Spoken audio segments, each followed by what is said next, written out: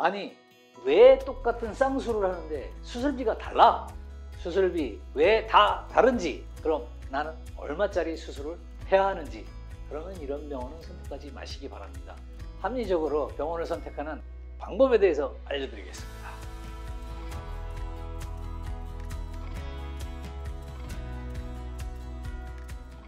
안녕하십니까.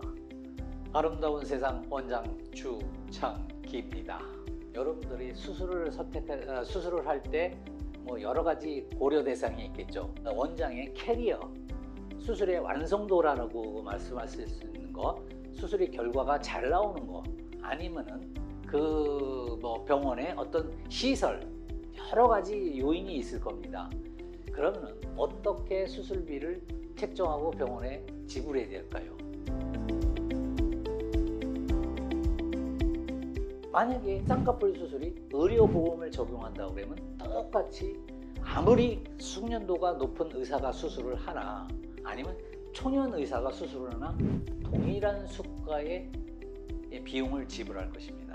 그렇지만은 성형수술이나 어떤 비급여 수술, 다른 과도 마찬가지입니다. 여러분들이 피부과를 가든 정형외과를 가든 신경외과를 가든 안과를 가든 어떤 수술에 대해서 비급여 항목에 대해서는 모든 병원이 수술비가 들쭉날쭉 할 겁니다. 여러분들이 이런 부분에 대해서 많이 헷갈리실 거예요. 의사도 이런 부분에 대해서 문제의식을 갖고 있다라는 측면에서 제가 오늘 이 영상을 준비한 겁니다. 여러분, 그러니까 여러분들이 아셔야 될 것은 요 몇 가지 사항이 있습니다. 여러분들을 진료하는 의사의 숙련도입니다. 이런 거는 아무래도 비용에 산정될 수밖에 없을 겁니다. 여러분들이 생각할 때도 만약에 5년이 경력이 된 분하고 10년이 됐을 때 경력인 의사하고 아마 숙련도의 차이는 좀 있을 겁니다.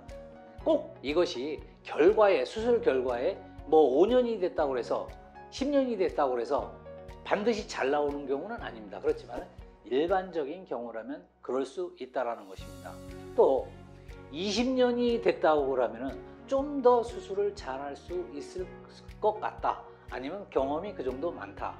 그렇기 때문에 다양한 케이스를 경험해 봤고 그만큼 수술 결과에 대해서도 어느 정도 염려를 여러분들이 좀 덜을 수 있다는 장점이 있습니다. 그렇기 때문에 이런 거에 따라서도 여러분이 그런 거를 아마 수술비에 대해서 좀 생각해 보실 수 있고요.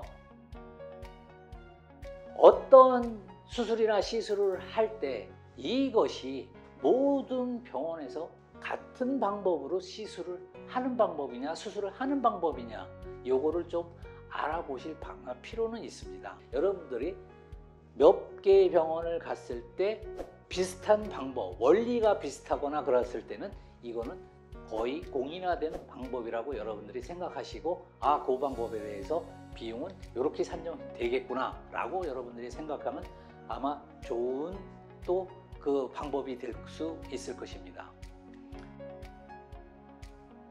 이 어떤 기계나 장비를 쓰는 시술들이 많이 있습니다.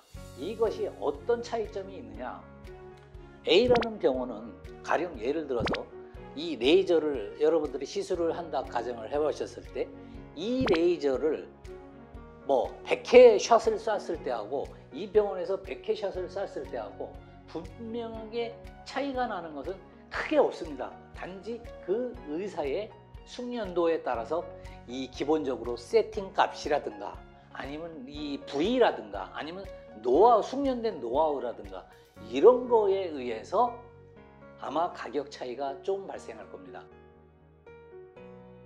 그 병원이 강남에 있느냐 아니면은 다른 지방에 있느냐에 따라서도 가격 차이가 좀 있을 수 있습니다. 그것은 그 병원의 의사의 숙련도의 차이라기보다는 그 병원이 운영되는 비용의 차이가 있을 수 있기 때문에 아무래도 가격 차이가 발생할 수 있는 것입니다.